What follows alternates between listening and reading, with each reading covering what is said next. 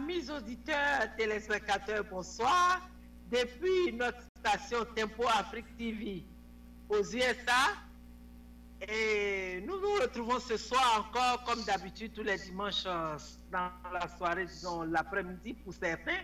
Aux États-Unis, ici c'est l'après-midi, mais je crois qu'à Abidjan et à Rome et à Paris, vous êtes dans la soirée, les gens s'apprêtent à amorcer la dernière ligne droite avant de commencer la semaine du lundi. Et ce soir, nous nous entretenons sur la situation de la Côte d'Ivoire et celle du Sénégal. Vous savez que le 24 février prochain, ce sont les élections présidentielles au Sénégal. Et nous venons de finir, c'est-à-dire hier, deux événements majeurs concernant la Côte d'Ivoire. Nous allons d'abord aborder le cas du Sénégal parce que c'est de taille. Il s'agit des élections présidentielles.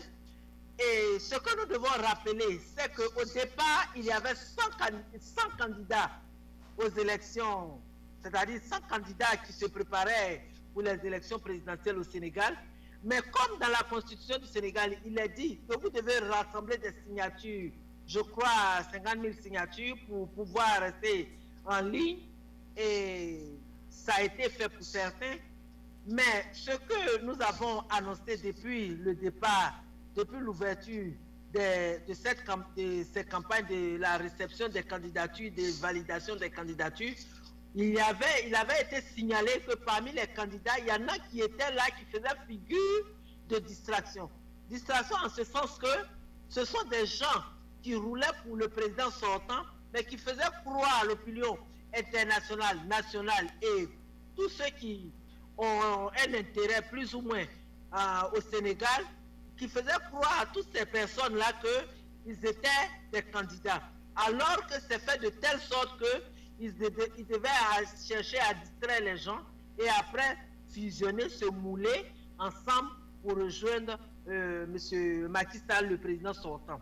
Et c'est ce que nous avons constaté parce que l'année dernière, disons, les élections dernières plutôt, vous m'excusez, les élections dernières, il y avait eu près de 17, au moins autour de 20 candidats. Si je ne me trompe pas, je crois moins que ça, mais autour de 17 ou de 19 candidats.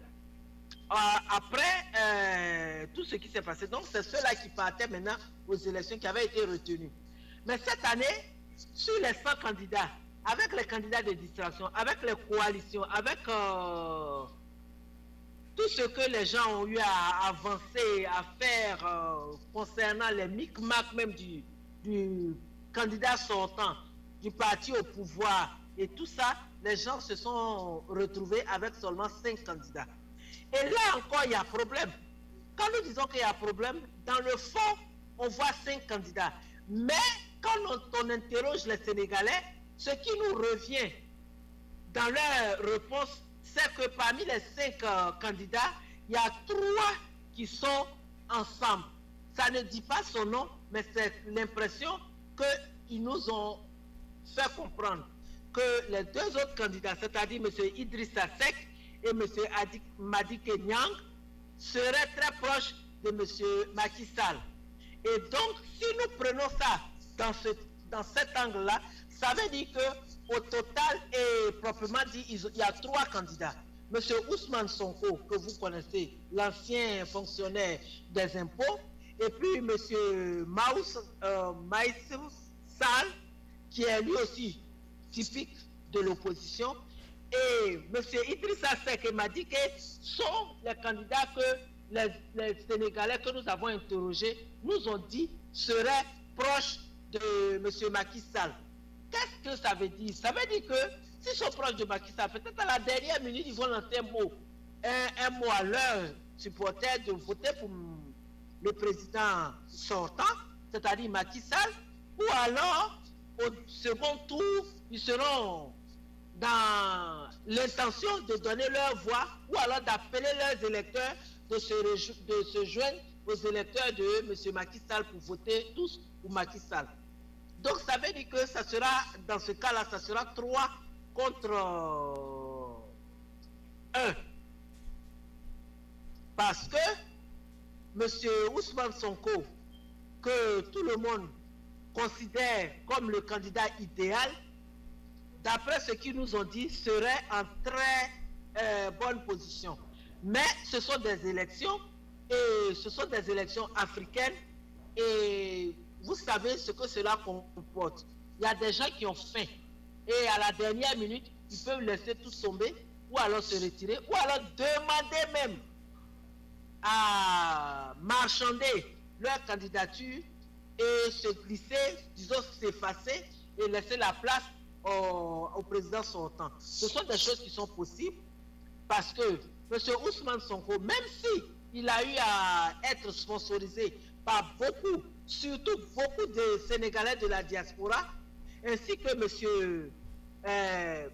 Maoussal, tous ces gars-là, face au président sortant, à partir du moment où il a le monopole de la télé, des chaînes de télévision, il a le monopole de la radio, et puis il y a beaucoup de choses qui rentrent encore en ligne de compte. Quand il s'agit, c'est lui-même qui gère les caisses de l'État.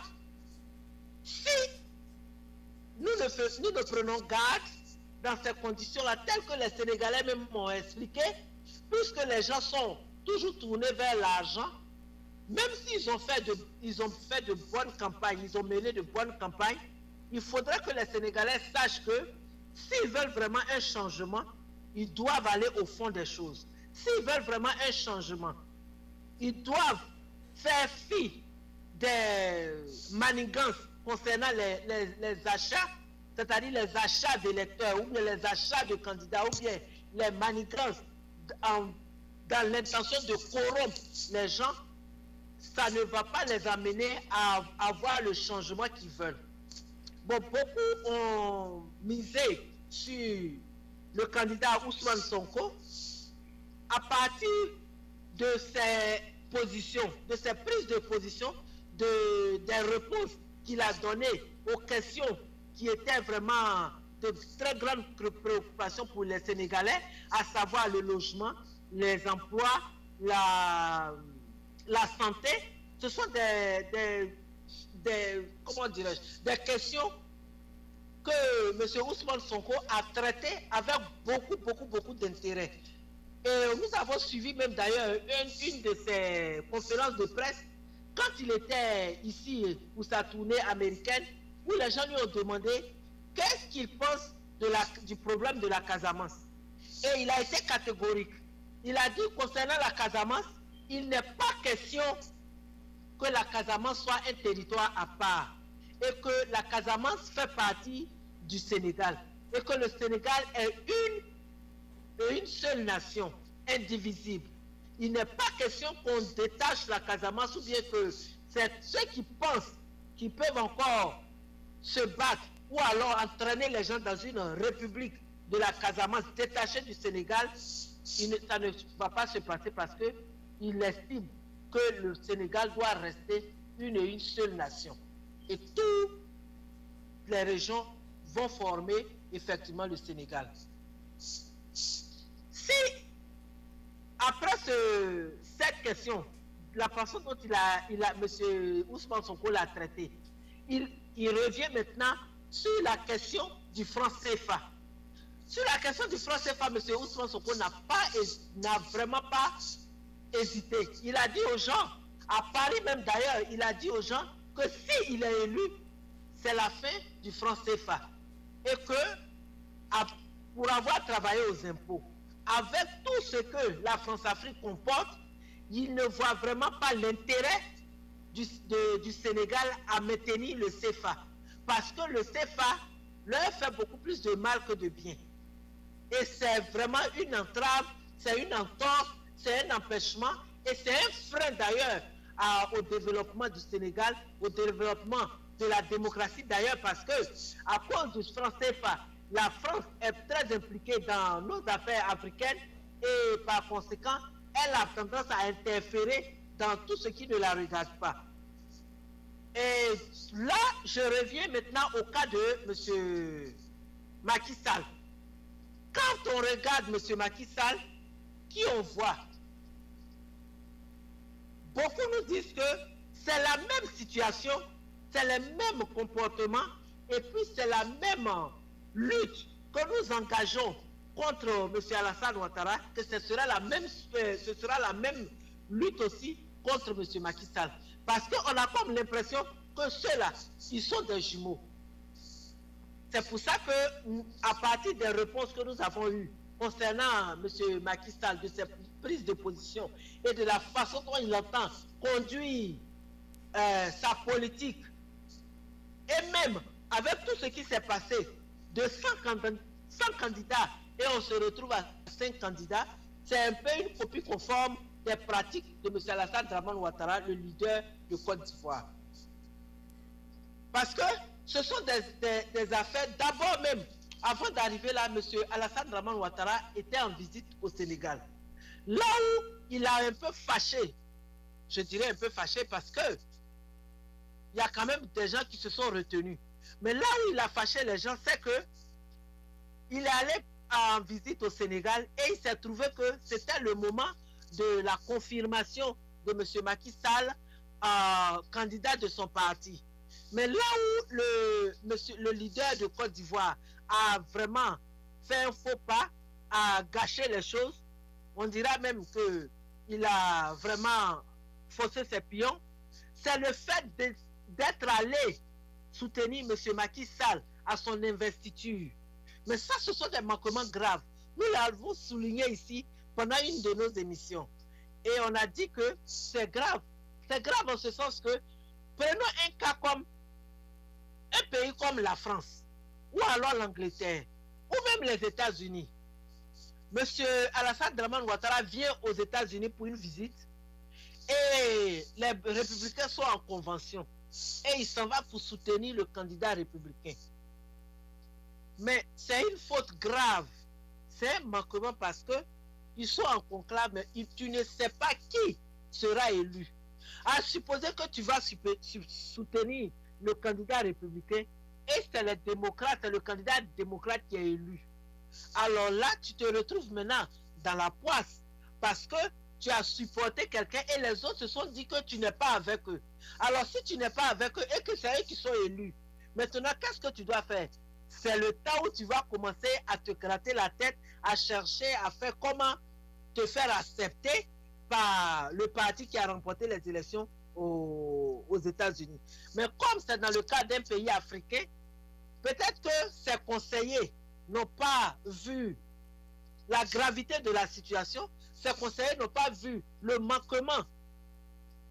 Et puis, disons les bâtons qu'il est en train de se mettre dans les roues parce que, ok, il s'agit du Sénégal, mais ça va être un grand pays comme la Chine, comme la Russie, comme la Grande-Bretagne et tout, et même des pays africains avec qui vous entretenez de très grands rapports, de très bons rapports, et en plus de très grandes affaires économiques, si vous vous comportez comme ça, vous voyez que vous êtes un peu en train de griller vos cartes.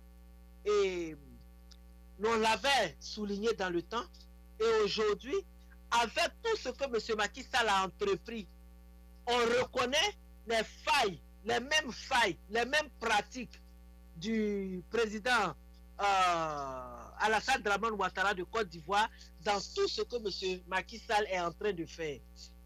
Quand on se réfère aux dernières élections, les élections partielles, on retrouve des éléments. Et quand on va revenir après notre plage publicitaire, nous allons aller en profondeur, en détail, dans tout ce que M. Alassane Dramane Ouattara et M. Macky Sall ont comme similarité et comme point commun dans la gestion, dans la pratique et dans la préparation même de leurs élections présidentielles.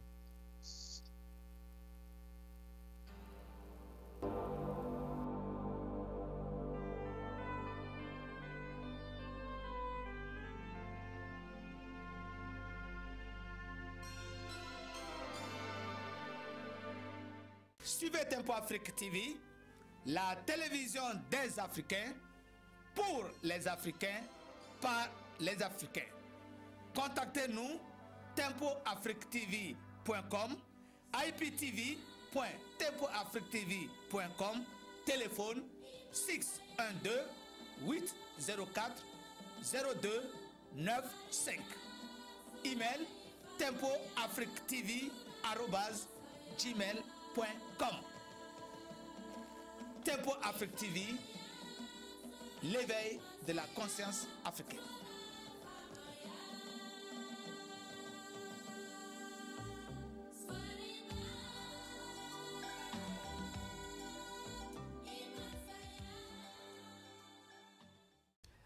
Chers téléspectateurs, votre émission Grand Débat passe sur Tempo Africa. Restez toujours connectés car nous vous apportons les réalités de l'Afrique. Votre animateur principal est Serge Nyawa qui est toujours là pour être connecté avec vous. Ok. Nous sommes de retour et comme je l'avais dit, on va voir maintenant ce que tous ces deux personnages-là, c'est-à-dire le président de l'exécutif, c'est-à-dire le meneur de jeu en Côte d'Ivoire, M. Alassane Dramane Ouattara, et le candidat sortant, c'est-à-dire le président qui est actuel au Sénégal, l'actuel président, M. Macky Sall. Nous avons dit que, dis-moi, comme on dit souvent, dis-moi qui est ton ami, je te dirai qui tu es. D'abord, ils ont les mêmes positions concernant le CFA, ce qui est contraire à la grande majorité des Africains qui utilisent le CFA, que ce soit en Afrique centrale, en Afrique de l'Est ou alors en Afrique de l'Ouest. C'est la même situation. Eux tous sont en train de s'ériger contre le franc CFA et M. Macky Sall et son grand frère Alassane Dramane Ouattara sont ceux-là même qui font la propagande, qui tapent les tambours, qui font la promotion du franc CFA. Jusqu'au point où M. Alassane Dramane Ouattara a avancé que c'est comme si c'est la chose idéale pour l'Afrique. Alors que les rapports sont sortis concernant Mediapart, les rapports sont sortis concernant Jeune Afrique dans le temps, avant que M. Alassane Dramane Ouattara soit actionnaire à Jeune Afrique. Jeune Afrique était quand même fiable et traitait des dossiers quand même intéressants. Mais à partir du moment où il a commencé à injecter l'argent dedans, ils ont failli à leur première tâche même qui consiste à informer les gens et à traiter des dossiers vraiment dans l'objectivité. Donc, ces deux personnages-là sont pour la promotion du franc CFA, pour le maintien de tous ces pays africains-là dans la zone franc, pour la promotion du franc CFA. Ça, c'est un. Voici la première similarité. Deuxièmement, les mesures d'intimidation, ou alors sortir les vieux dossiers. Les mesures d'intimidation, M. Macky Sall en a utilisé contre M. Ousmane Sonko et même les autres candidats. C'est dans ces conditions-là qu'il est arrivé à faire éliminer M. Karim Wade et son ami Khalifa Sall. Si des gens ont été condamnés, vous revenez sur des dossiers. À partir du moment où c'est bon, on peut être condamné, on peut être acquitté, on peut dire qu'il y a un non-lieu et tout ça, mais pourquoi il faut encore réveiller ces dossiers-là? Mais c'est parce que M. Macky Sall sait que ce sont des candidats de taille, des candidats de poids et des candidats qui sont quand même supportés, qu'il a essayé de faire ça. Et ça, c'est la pratique copie conforme qu'il a pris au niveau de la Côte d'Ivoire. Parce que c'est ce que M. Alassane Dramane Ouattara a fait pendant ces dernières élections, c'est-à-dire les élections partielles qui viennent de s'achever. Je me demande même si ça va s'achever un jour, parce que jusque-là, il y a encore des contentieux. Lui-même, il s'est mis la main dans le feu, et s'il veut tirer ça rapidement, il va perdre la peau, et s'il laisse ça longtemps dedans, la main va cuire. Et donc, c'est dans cette situation-là qu'il se retrouve. Je veux parler de M. Alassane Dramane Ouattara. Maintenant, M. Macky Sall, la troisième partie, c'est l'ouverture des anciens dossiers de façon à inquiéter les gens. Ça, M. Alassane Dramane Ouattara l'a fait. Quand des gens sont candidats, ils déposent des dossiers. Je pense que, comme certains Sénégalais l'ont dit, ils disaient que comment se fait-il que les gens ont déposé des dossiers et c'est maintenant que vous estimez qu'on doit voir, on doit faire une enquête de moralité, on doit faire ceci, on doit faire cela, on monte des histoires de toutes pièces, et puis, mais sinon, si on regarde, d'après ce que M. Ousmane Sonko a dit de l'administration sénégalaise, et c'est valable pour l'administration africaine, de l'administration dans les pays africains, surtout francophones, je pense un peu que ça peut être aussi la même chose dans les pays anglophones. Le problème, c'est quoi? Les administrations sont les terrains où se pratique tout, c'est-à-dire le blanchiment d'argent, la corruption à grande échelle. Parce que en Côte d'Ivoire, par exemple, il y a plein de situations de détournement d'argent et c'est des sommes colossales. Et M. Macky Sall aujourd'hui parle d'un bilan positif. Mais quand on interroge les Sénégalais nous disent que c'est des histoires.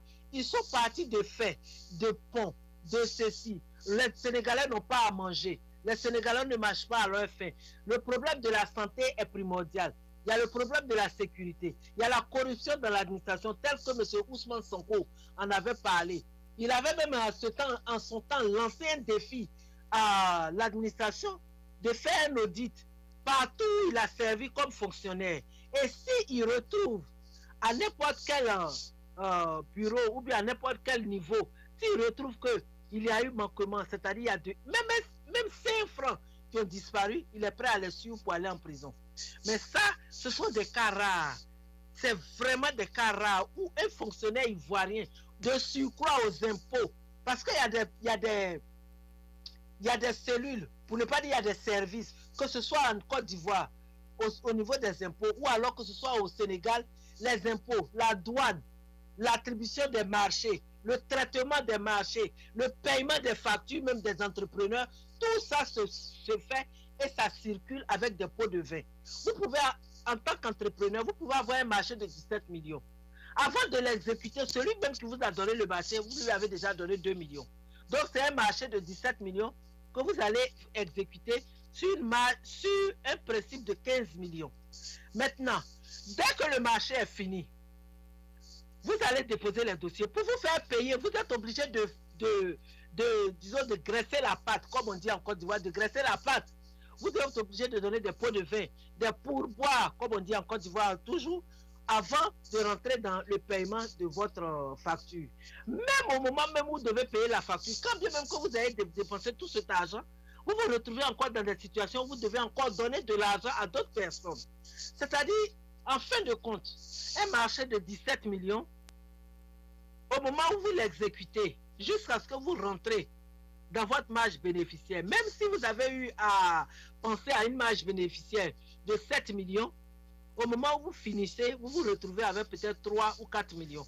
Parce que vous avez, à tous les niveaux de l'administration, vous avez eu à graisser la patte aux gens de façon à ce que vous puissiez d'abord obtenir le marché jusqu'à l'exécution et puis vous faire payer par l'État.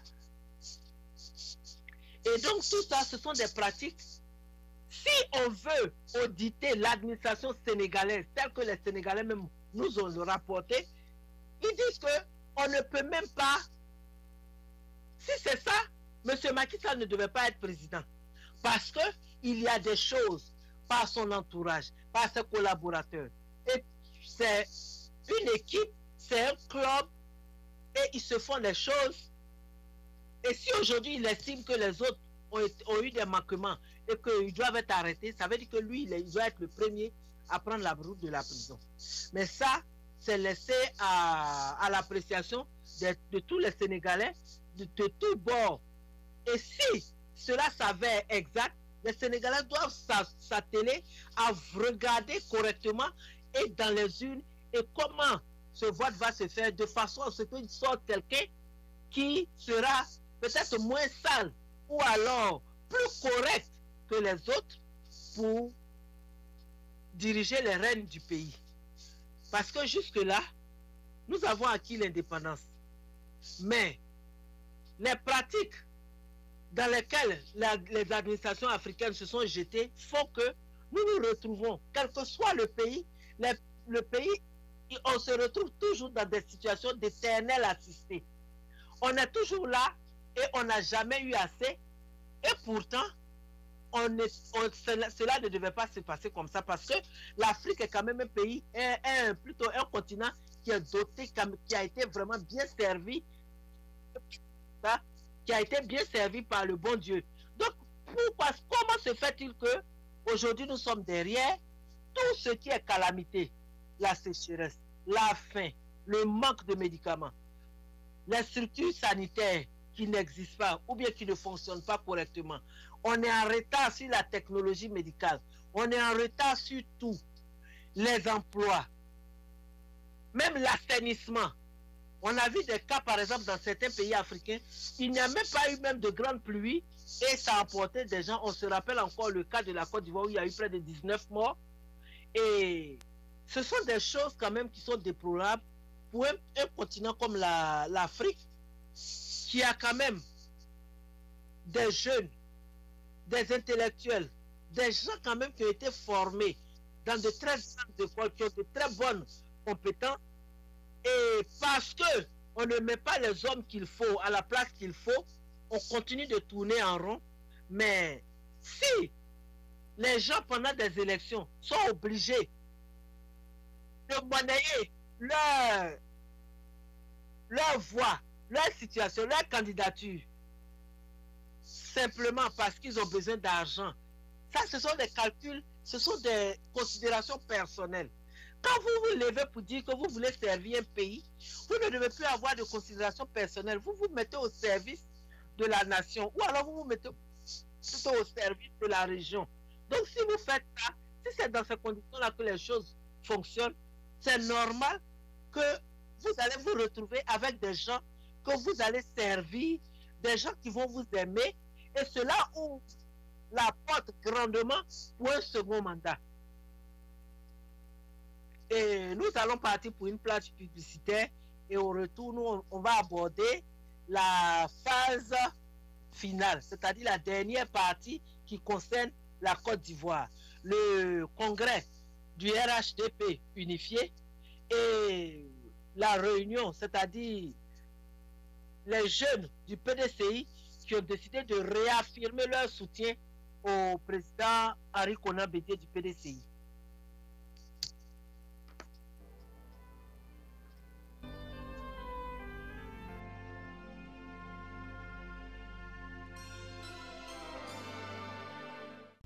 Nouveau à Minneapolis, Tempo Afrique Travel. Vous voulez voyager? Achetez vos billets d'avion à l'agence de voyage Tempo Afrique Travel. Avec l'agence de voyage Tempo Afrique Travel, pas de problème de connexion, pas de problème de transfert de vol. Avec l'agence de voyage Tempo Afrique Travel, c'est le voyage en toute tranquillité, en toute beauté, de votre maison jusqu'à votre destination. Votre satisfaction est notre plaisir.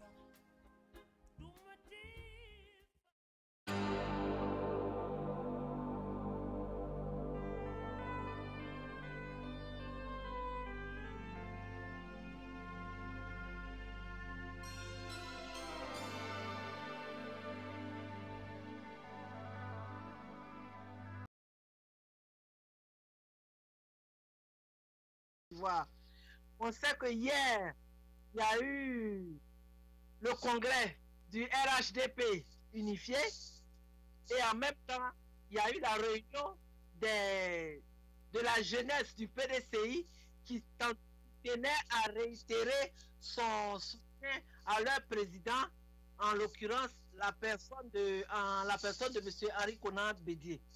Et la réunion s'est tenue à Daouk. D'après ce que nous avons retenu, il paraît que les choses se sont bien passées. On a reçu les images, on a vu, ça s'est terminé par une séance de danse, de pas de danse que les uns et les autres ont incité. Et le gros problème, c'est au niveau du RHDP unifié. Déjà, il paraît qu'ils ont eu à distribuer de l'huile, du riz, des pagnes à tous leurs militants. Et aux dernières nouvelles, on nous a dit que le riz Parce que ce riz-là avait été commandé depuis fort longtemps et c'est resté dans des situations d'humidité. Et donc le riz était, certains ont reçu du riz, mais que ce riz était, le riz qu'ils ont reçu était pourri, que c'est pas tout le monde, mais que certains, voilà comment ça s'est passé. Ça c'est un. Deux, on a vu des convois venir depuis les frontières. C'est-à-dire que pour le congrès du RHDP unifié, les organisateurs ont fait parvenir des invitations auprès des pays de la CEDEAO. Donc ces gens-là se sont joints à eux. Et c'est ce qu'on aurait appris. Il s'agit aussi du fait que certains même sont partis d'ici, sont partis des États-Unis. On a reconnu des femmes sur les images qui ont été diffusées. Certaines sont parties de l'Europe. Et pourtant, ils n'ont pas fait le plein comme il se devait. Mais là où les choses se compliquent, là où nous avons été quand même un peu étonnés, tous ceux qui sont à la tête des institutions ont été absents. Le président du Sénat, en l'occurrence de Maître Aoussou Kwadjo, n'était pas là-bas. Et on l'a même surpris à Daoukro pendant la réunion, pendant les manifestations qui ont eu lieu à Daoukro. On l'a surpris au téléphone d'ailleurs. Il était dans l'uniforme du PDCI, l'uniforme officiel, et il était au téléphone. Ça, c'est un. Le premier ministre n'était pas en tenue. Et les gens ont souligné ça. Et même, si vous écoutez encore le discours du président du RHDP, c'est-à-dire M. Alassane Dramane Ouattara, les gens qui l'ont cité, on ne sait pas si ça a été un oubli. Mais il n'a pas mentionné le nom du Premier ministre. Ça, c'est un. Deux. Troisièmement, le président de l'Assemblée nationale n'y était pas. Et je crois le président du Conseil économique et social, un truc comme ça, Bon, comme moi, c'est des choses... Il faudra qu'on revienne sur certains principes. C'était la grande réunion, c'était la grande messe. Mais les gens sont restés sur les faits. En ce sens que toutes les chaises, c'était des fauteuils ou bien des chaises, mais toutes les places, prenons ça comme ça, toutes les places qui ont été réservées aux autorités coutumières du district d'Abidjan, c'est-à-dire les chefs à champ, ces places-là sont restées vides. Quelle conclusion nous allons tirer de cette situation? C'est pour dire que le chantage est en train de prendre de l'eau. Le chantage ne passe plus. Parce que ils ont posé des préalables. Et les préalables tournaient autour de la personne de M. Owo, qui est leur fils. Parce que aujourd'hui, l'administration lui reproche des manquements. Et ils ont dit qu'il se pourrait qu'il aille en prison et tout ça. Mais je reviens encore sur la même situation. C'est pour ça que j'ai dit, le cas du Sénégal, c'est une copie conforme du cas du visage politique de la Côte d'Ivoire. Parce que, qu'est-ce qui se passe? Les gens déposent des dossiers, vous ne faites pas d'enquête de moralité. C'est quand vous voyez que les gens ont gagné les élections, ou alors ce sont des candidatures qui vont vous inquiéter, c'est là où vous faites sortir les anciens dossiers ou bien des histoires à dormir debout pour aller après ces gens-là. Et donc, les chefs à qui ont posé des préalables et ils sont restés fermes sur leur décision. Mais dans tout ça, là, le gros perdant, c'est M. Mambé. Peut-être que pour ne pas le frustrer aussi violemment que nous le pensons, ils seront obligés de le maintenir un peu et puis bon, voir comment les choses vont évoluer. Mais là où les choses vont se compliquer, c'est que M. Alassane Dramane Ouattara lui-même, il a affirmé dans son discours qu'il a été déclaré choisi par la communauté internationale comme quoi c'est lui qui a gagné les élections. Vous voyez, c'est pour vous dire que tant qu'il nous reste pour arriver aux élections, les langues se délient. Il y a des gens qui ont fait des vidéos, ils ont dit, on va vous tuer encore comme on l'avait fait. C'est pour dire à la communauté internationale, à la France, à l'Union européenne, à l'ONU, à la CPI, que là où ils sont allés pour chercher ceux qui ont commis des actes d'atrocité, ou alors ceux qui ont tué, c'est-à-dire crimes contre l'humanité, là où ils vont pour les chercher, ils ne vont pas les trouver là-bas parce que ce n'est pas là-bas que ces gens-là se trouvent. Ces gens-là se trouvent en Côte d'Ivoire, dans le milieu même du gouvernement, dans ceux qui supportent le gouvernement et dans les militants du RDR. Ils sont passés, ils ont fait des vidéos pour dire que on va faire comme on l'a fait auparavant. C'est des gens qui reconnaissent que c'est eux qui ont fait les tueries. Alors si j'ai quelque chose à dire, je demanderai au président de la CPI et à Mme Fatou Bensouda de joindre leurs efforts pour venir chercher les auteurs des crimes contre l'humanité qui concernent la crise ivoirienne. Il ne sert à rien d'aller frapper là où vous ne pouvez pas trouver l'objet que vous cherchez. Ça, c'est un. Deux, M. Alassane maintenant reconnaît que c'est la communauté internationale qui l'a choisi. Donc, il ne fait que confirmer ce que le président Laurent Gbagbo avait dit, que M. Alassane, nous sommes deux. Il y a un qui est le candidat de l'étranger. Donc, M. Alassane aujourd'hui a confirmé, depuis hier dans son discours, il a confirmé qu'il était le candidat de l'étranger. Donc, j'en appelle aux Ivoiriens. Je dis aux Ivoiriens qu'ils n'ont qu'à comprendre, ils n'ont qu'à accepter le fait que M. Alassane Dramane Ouattara n'est pas pour eux. Il n'a jamais été pour eux. Et il ne comprend même pas leurs problèmes. À plus forte raison, comment les régler. Il a d'autres principes. Il a d'autres priorités. Comme les Américains disent, il a un autre agenda. C'est-à-dire, il y a ce qui le préoccupe, qui n'a rien à voir avec la vie, le bien-être, la santé, la survie, les emplois, les logements des Ivoiriens. Et donc, si chacun prend le temps de lire, d'écouter et de lire dans le calme le discours de M. Alassane Dramane Ouattara, vous allez trouver les réponses à tout ce qui vous chagrine dedans. Parce qu'il n'a jamais été pour la Côte d'Ivoire, il n'a jamais été pour le peuple ivoirien, il n'a jamais été pour l'intérêt des citoyens ivoiriens. Il l'a démontré. Dieu merci que beaucoup de gens sont en train de se rendre compte. Dieu merci que beaucoup de gens ont compris et ils sont en train de réviser leur position de façon à ce que la paix revienne en Côte d'Ivoire. Si c'est aujourd'hui qu'ils parlent de dédommager les victimes, mais je dirais que c'est trop tard. Nous ne comprenons pas qu'il attend 7 ans, 8e année qu'il a amorcé pour parler de dédommager les victimes. Ça, c'est un.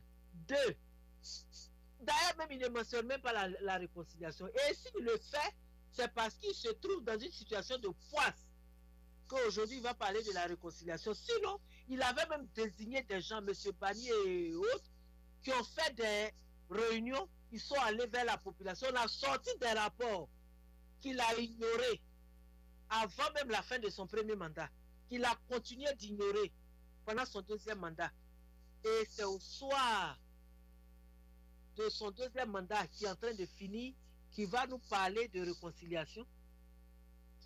Je ne vois vraiment pas pourquoi les Ivoiriens, d'ailleurs même, il n'y a rien même qui montre que les Ivoiriens sont convaincus d'une franchise dans tout ce qu'il est en train de faire.